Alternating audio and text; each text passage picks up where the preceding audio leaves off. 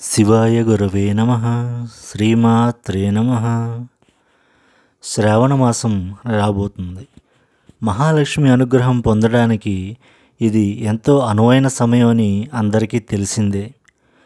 మన ఛానల్ సాధకులు ఎవ్వరూ ఆర్థిక సమస్యలతో బాధపడకూడదని, లక్ష్మీ అనుగ్రహాన్ని పొంది సాధనా మార్గంలో ముందుకు వెళ్ళాలని మన గురుదేవుల ఆశయం.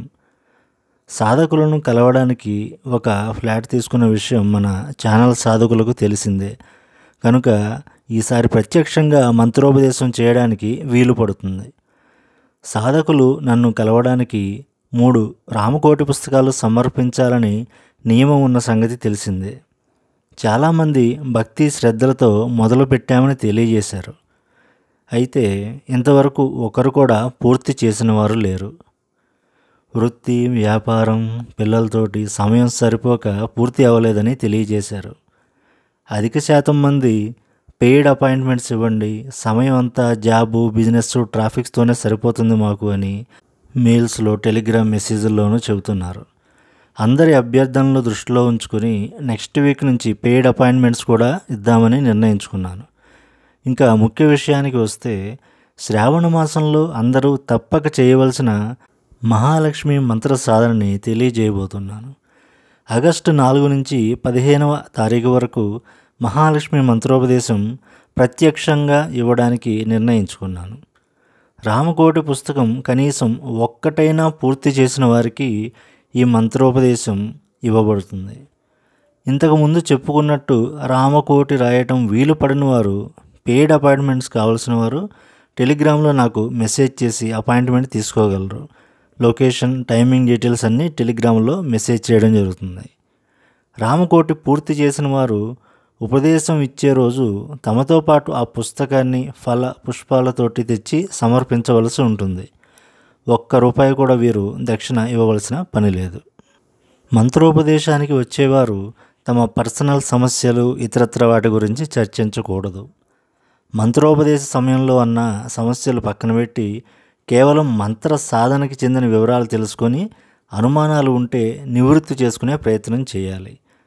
మీరు మీ సమస్యలకి పరిష్కారం తెలుసుకోదలుచుకుంటే దయచేసి మంత్రోపదేశం రోజుల్లో కాకుండా వేరే రోజుల్లో అపాయింట్మెంట్ తీసుకుని రాగలరు.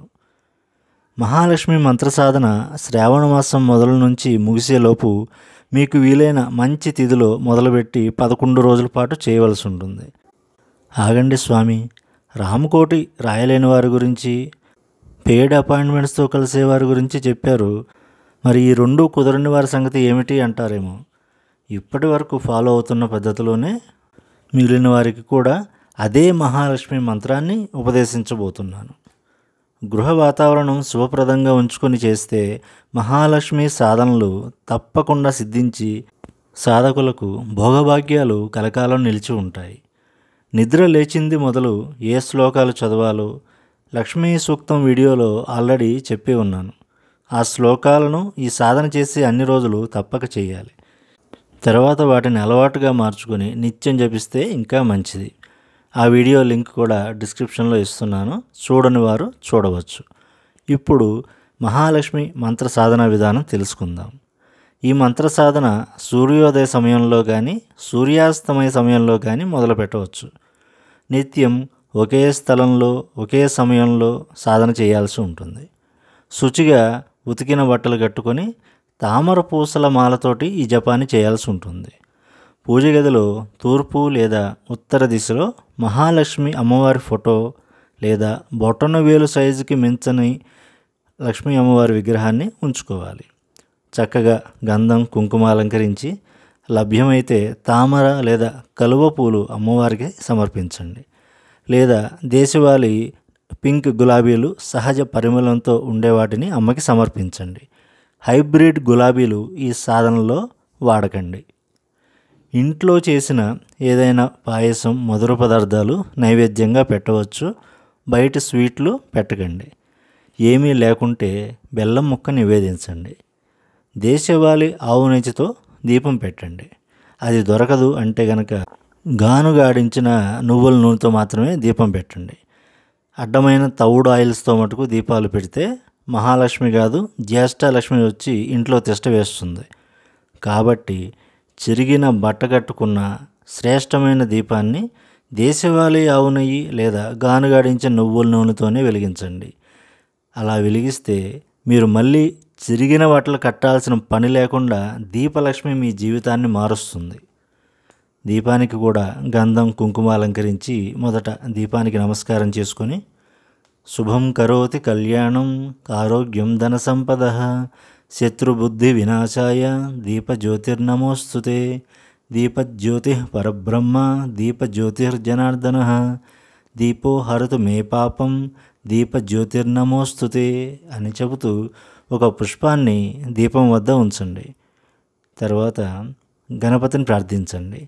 వక్రతుండ మహాకాయ కోటి సూర్య సమప్రభ నిర్విఘ్నం కురు మే దేవ సర్వకార్యేషు సర్వదా. ఓం గం గణపతయే నమః అన్న మంత్రాన్ని 11 సార్లు జపించండి. తర్వాత గురు బ్రహ్మ గురుర్విష్ణు గురుర్దేవో మహేశ్వర గురు సాక్షాత్ పరబ్రహ్మ తస్మై శ్రీ గురవే నమః అని గురుమంత్రం ఉంటే గురుమంత్రం ఒక మాల జపించాలి. లేదా మన ఛానల్లో చెప్పిన సిద్ధగురు మంత్రం కానీ శివాయ గురవే నమః అని కానీ 108 సార్లు జపించాక ఉద్ధరణితో నీరు కుడి అరచేతిలోకి తీసుకుని మీ పేరు గోత్రం చెప్పుకొని మహాలక్ష్మి అనుగ్రహం కోసం నిత్యం 11 మాలల చొప్పున 11 రోజుల పాటు ఈ మహాలక్ష్మి మంత్రాన్ని జపిస్తానని చెప్పి ఆ నీటిని ఒక రాగి పళ్ళెంలో విడవండి. తర్వాత ఇప్పుడు చెప్పబోయే మంత్రాన్ని తామర పూసల మాలతో ఉత్తరం లేదా తూర్పు దిశని చూస్తూ 11 మాలలు జపించండి. జపం పూర్తయ్యాక మళ్ళీ కుడి అరచేతిలోకి నీరు తీసుకుని ఏతత్ జపఫలం మహాలక్ష్మి చరణారవిందార్పణమస్తు అని చెప్పి ఆ నీటిని ఆ పళ్ళెంలోకి విడిచి ఆ పళ్ళెంలోని నీటిని 3 సార్లు తీర్థంగా మీరు త్రాగవలసి ఉంటుంది. ఇప్పుడు వెన్ను నిఠారుగా ఉంచుకొని నాతో పాటు మంత్రాన్ని 3 సార్లు పలకండి. మంత్రం ఉపదేశిస్తున్నాను.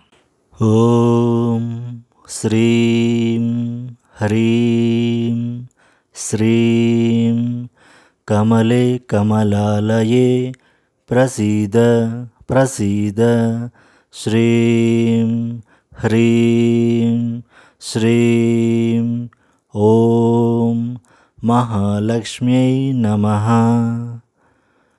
ఓం శ్రీం హ్రీం శ్రీం కమలే కమలాలయే ప్రసీద ప్రసీద శ్రీం హ్రీం శ్రీం ఓం మహాలక్ష్మ్యై నమః.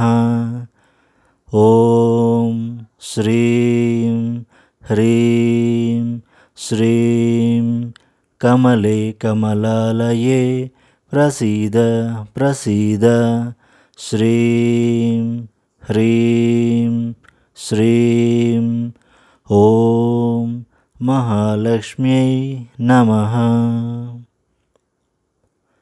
ఈ శ్రావణ మాసంలో అత్యంత శీఘ్రంగా మహాలక్ష్మి అనుగ్రహాన్ని పొందగలిగే మంత్రసాధన మంత్రం తెలుసుకున్నారు. ఈ నెలలో వచ్చే విదియ తదియ పంచమి సప్తమి దశమి తిథుల్లో ఎప్పుడైనా సరే ఈ సాధనని ప్రారంభించవచ్చు. మహాలక్ష్మి అనుగ్రహ సిద్ధిరస్తు శుభమస్తు. శంభవే గురవే నమః. శ్రీమాత్రే నమః. స్వస్తి.